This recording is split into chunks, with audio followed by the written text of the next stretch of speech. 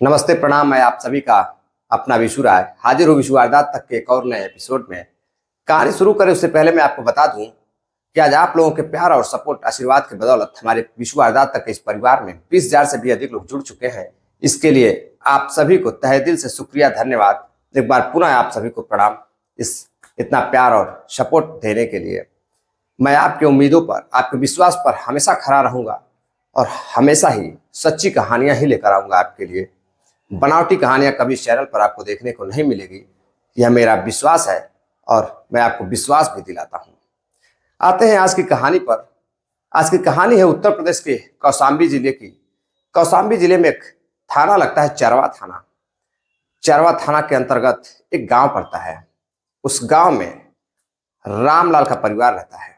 रामलाल के परिवार में उनकी दो बेटी सीमा और नीलू। सीमा की उम्र 23 साल रहती है और जो नीलू रहती हैं उसकी उम्र 15 साल रहती है। सीमा कॉलेज में पढ़ाई लिखाई करती रहती हैं। इसी बीच उस लड़की सीमा का अपने क्लास के ही एक लड़के से मोहब्बत हो जाती है। अब दोनों आपस में फोन पर बातचीत करने लगते हैं। अब पिता को लगता है कि लड़की बड़ी हो गई है, फोन पर हमेशा व्यस्त रहती है, अब इसकी शादी कर देनी चाहिए। अब अभी मोहब्बत शुरू ही हुई थी कि उनके पिता अपने लड़की सीमा की शादी पास में ही एक गांव पड़ता है, सराय अंकिल थाना क्षेत्र के अंतर्गत, वहीं पर एक मनोहर नाम के लड़के से शादी फिक्स कर देते हैं। कुछ ही दिनों बाद उसकी शादी हो जाती है। अब सीमा अपने पति के साथ रहने लगती है, लेकिन जो उसका प्रेमी रहता है, अब वह बार बार सीमा को फोन करता, परेशान करता, बातचीत करता। और सीमा जब अपने पति के साथ कमरे में जाती तो अक्सर कर अब उसको अपने पति की याद, अपने प्रेमी की याद आने लगती है। जब प्रेमी का मैसेज पढ़ती तो प्रेमी की याद आती। अब सीमा परेशान हो जाती है।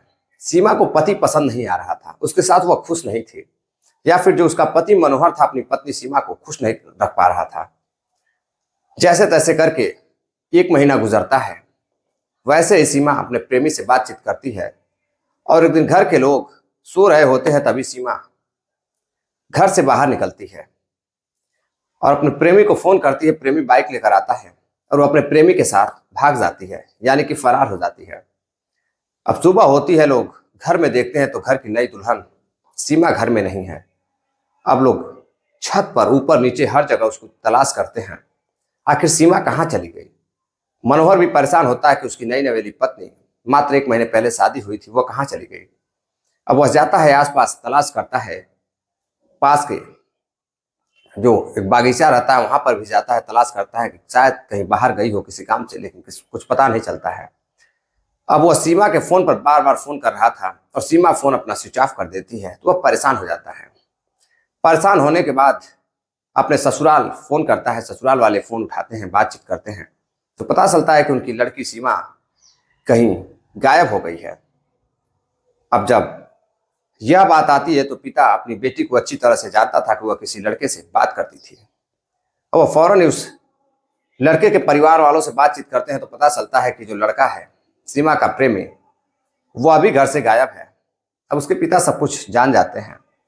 पुलिस में जाकर शिकायत दर्ज कराई जाती है, लेकिन पुलिस तलाश करती है, लेकिन दोनों कहीं दूर फरार हो जाते हैं। अब जो उसका जीजा रहता है मनोहर, अपने ससुराल जाता है, बातचीत करता है और बताता है अपने ससुर से कि उसकी काफी बदनामी हो रही है गांव में सीमा के भाग जाने से, और अगर सीमा किसी से मोहब्बत करती थी तो आपने बताया क्यों नहीं। अब उसके पिता कहते हैं कि मुझे ऐसी कोई जानकारी नहीं थी, आप ही के साथ मैंने शादी की थी, और जब आपने फोन कर मुझे बताया तो मैं काफी हैरान था।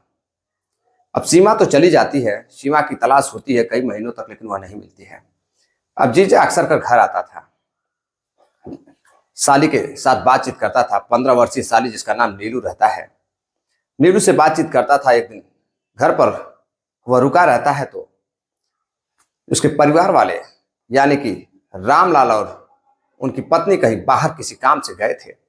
भाई उनका दामाद घर पे आया हुआ था। अब लड़की भाग गई तो उनमें उनका क्या कसूर है। अब दामाद की सेवा करनी थी।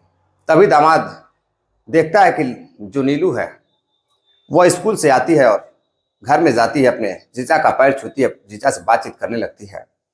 जीजा और साली में काफी पड़ती थी। अब मनोहर साली के साथ मजाक करने लगता है। मजाक करते करते मौके का फायदा उठाकर वह देखता है घर में कोई भी नहीं है, तो अपनी साली के साथ संबंध बनाने लगता है। साली मना करती है, लेकिन जो जीजा होता है वह मानने को तैयार नहीं होता। उस लड़की के साथ संबंध बनाता है, दुष्कर्म करता है। अब कुछ देर बाद लड़की रोने लगती है।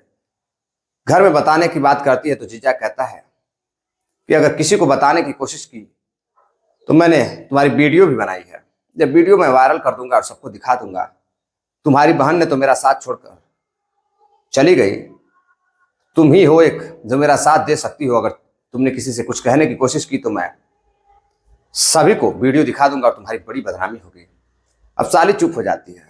इसी बीच कुछ दिनों बाद उसकी तबीयत खराब हो जाती है और जीजा को फोन किया जाता है। जीजा घर आता है और नीलू को लेकर अपने साथ अपने घर चला जाता है। अब वह जब अपने साली को घर लेकर चला जाता है तो घर पर अब आए दिन अपने 15 वर्षीय साली नीलू के साथ आए दिन संबंध बनाता। साली रोकने की कोशिश करती तो वह ब्लैकमेल करता। अब एक दिन जब उसके घर वाले रामलाल फोन करते हैं कि बेटा नीलू को घर छोड़ दो, तो वह कहता है पिताजी नीलू की तबीयत कुछ ठीक नहीं है, उसके पेट में ट्यूमर हो गया है, अब उसका इलाज चल रहा है। जैसे ही ट्यूमर सही हो जाता है तो मैं आपको आपकी बेटी को आपके घर छोड़ दूंगा, नीलू को उसके घर छोड़ दूंगा। अब पिता हैरान हो जाता है, परेशान रहता है कि आखिर उसकी बेटी को अचानक से ट्यूमर कैसे हो गया। अब वह मनोहर के घर जाता है, यानी कि सीमा के ससुराल जाता है। वहां देखता है तो उसकी बेटी का जो है पेट में स्वेलिंग थी, पेट सूजा हुआ था, यानी कि फूला हुआ था। अब वो परेशान हो जाता है, उसको लगता है कि सही में कुछ दिक्कत है। रामलाल कहते हैं कि बेटा अच्छे से इलाज कराना, पैसे की जरूरत होगी तो मैं दे दूंगा। वह चले जाते हैं।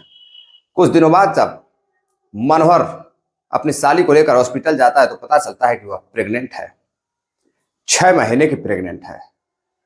लड़की को भी इसकी जानकारी नहीं होती है। वह चोरी चोरी बातों को छुपाकर डॉक्टर से मिलता था और डॉक्टर एक वहीं पर सराय अंकिल थाना क्षेत्र के अंतर्गत एक निजी अस्पताल रहता है, जनता पाली क्लिनिक, उन्हीं के डॉक्टर से मिलकर ऐसी घटना को छुपाता था। अब लड़की को डॉक्टर भी बताता था तुम्हारे पेट में ट्यूमर है। लड़की परेशान रहती है। अब 9 महीने पूरे हो जाते हैं, वह बच्चे को जन्म देने वाली थी, उसकी पीड़ा ज्यादा बढ़ जाती है। तो अब उसका जीजा मनोहर लड़की को लेकर नीलू को जनता पाली हॉस्पिटल जाता है और वहां ले जाकर डॉक्टर से मिलकर उसका प्रसव करा देता है। प्रसव कराने के बाद लड़की जो है समझ नहीं पाती है और जो उसका जीजा रहता है लड़की को घर भेज देता है।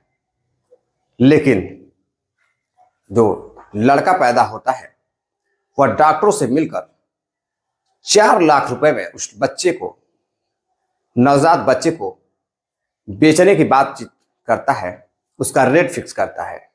डॉक्टर कहता है कि मैं 4 लाख रुपए में इस बच्चे को भिजवा दूंगा और वह एक अज्ञात व्यक्ति से बातचीत भी कर लेता है। जो डॉक्टर रहते हैं संदीप और उनके एक साथी डॉक्टर रहते हैं आशीष, संदीप सरोवर और आशीष मिलकर इस घटना को अंजाम दे रहे थे।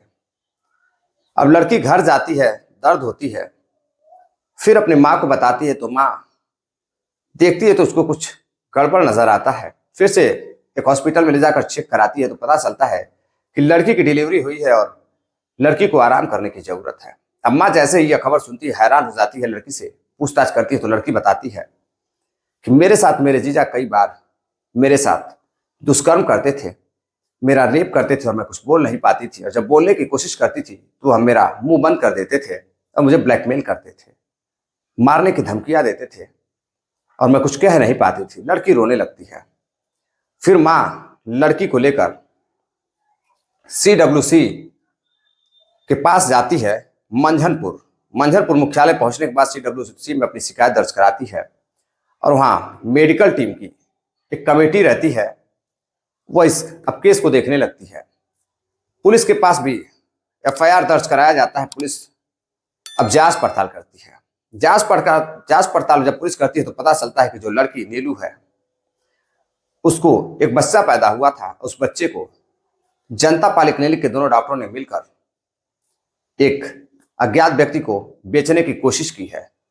अब फौरन ही एक और टीम रहती है, चाइल्ड वेलफेयर कमेटी, रेप पीड़िता यानी कि नीलू जो किशोरी रहती है उसकी शिकायत पर फौरन ही नवजात बच्चे की तस्करी के आरोप में डॉक्टर और उस मनोहर को गिरफ्तार कर लिया जाता है।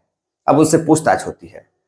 पूछताछ उस स्तर पर होती है और वहीं माँ भी रहती है। तो माँ पुलिस को बताती है कि साहब, मेरी बेटी की कुछ ही महीनों पहले शादी हुई थी मनोहर से और मनोहर मेरा दामाद लगता है और मेरी बेटी किसी और के साथ भाग गई। तो जो यह मनोहर है अपना बदला लेने के लिए मेरी छोटी बेटी के साथ इस तरह की घटना को अंजाम दिया है। साहब, मुझे फांसी के नीचे कुछ भी नहीं चाहिए, इसको जेल भेजो या कुछ भी करो, मुझे फांसी ही चाहिए।